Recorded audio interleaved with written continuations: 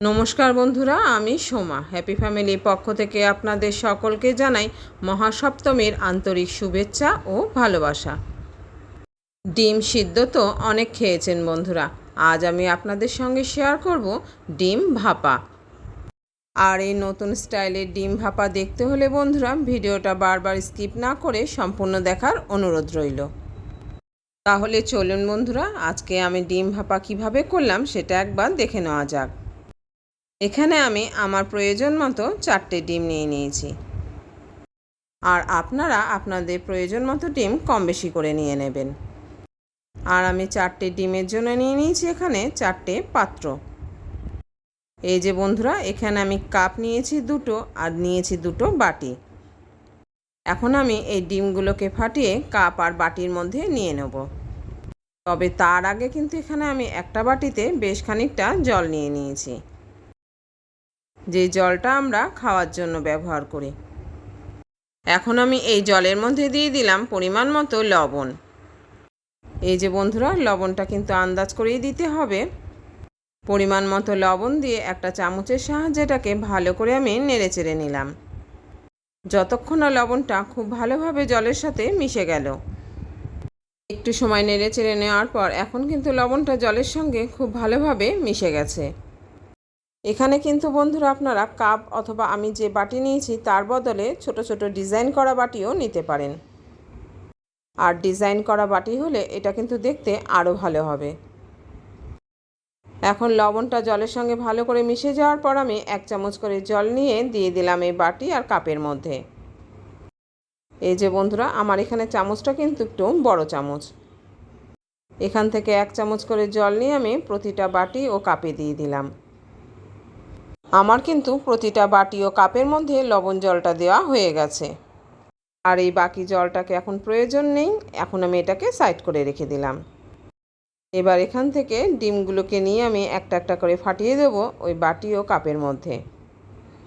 বন্ধুরা, একঘেয়েমি সেদ্ধ করা ডিম হয়তো বাচ্চারা অনেক সময়ই খেতে চায় না, তাই বাচ্চাদের খুশি করার জন্য আমরা কিন্তু মাঝে মাঝে এরকম ডিমের শেপটাকে বদলে ফেলতে পারি আর নিজেদের পছন্দ অনুযায়ী যে কোনো আকারের ডিমের শেপটা দিতে পারি।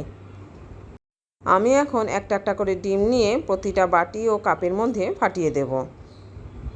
এই যে বন্ধুরা, দেখতেই পাচ্ছেন আমি একটা একটা করে ডিম নিয়ে প্রতিটা বাটি ও কাপের মধ্যে দিয়ে দিচ্ছি।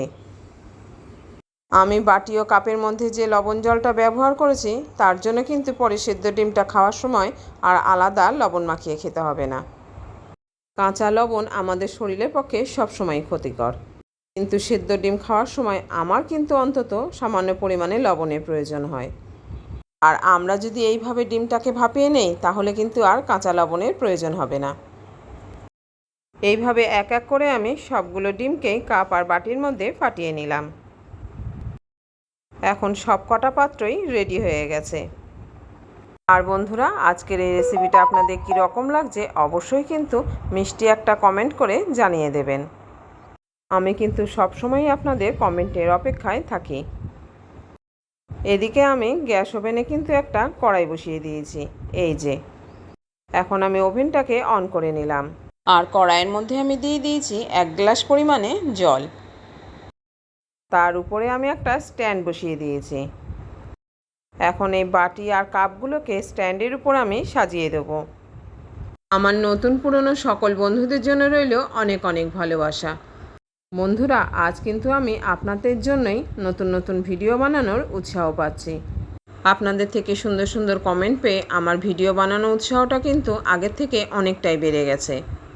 তবে বন্ধুরা, আমার এখনও অনেক বন্ধুই আছেন যারা কমেন্ট করছেন কিন্তু লাইক দিচ্ছেন না। তবে আমি যখনই কিন্তু যে বন্ধুর ভিডিও দেখি একটা লাইক দিয়েই শুরু করি।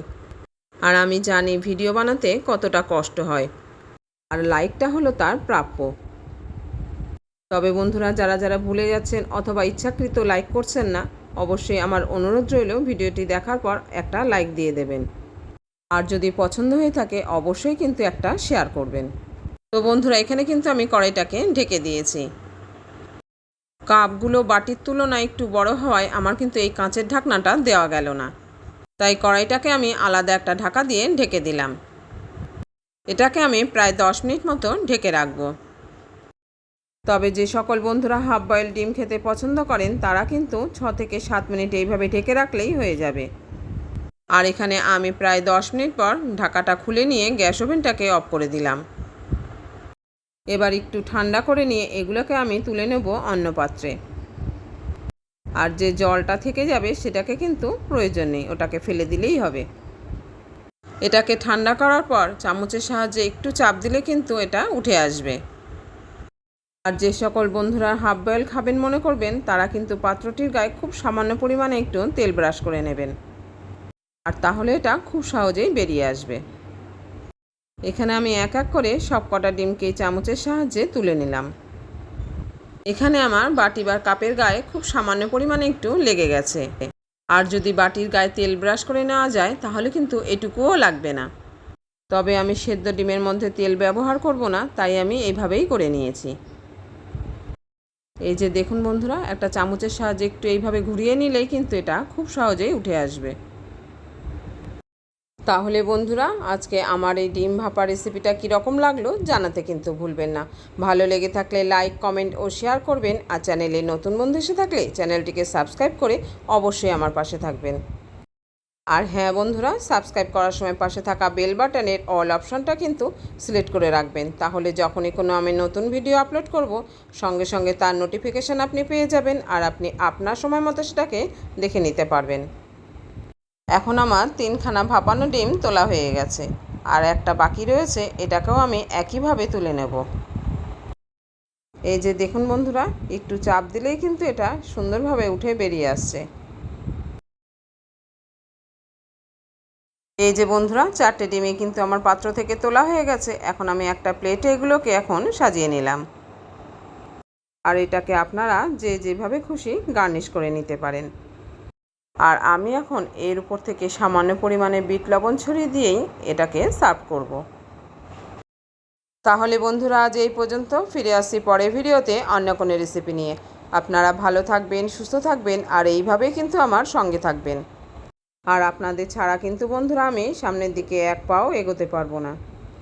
আর আজকের এই রেসিপিটি যদি আপনাদের একটু হলেও পছন্দ হয়ে থাকে তাহলে কিন্তু বন্ধুরা এবার থেকে ঠিক এইভাবেই ডিম ভাপিয়ে খাবেন। আর এখন আমি একটা ভাপানো ডিমকে একটু কেটে দেখিয়ে দিচ্ছি।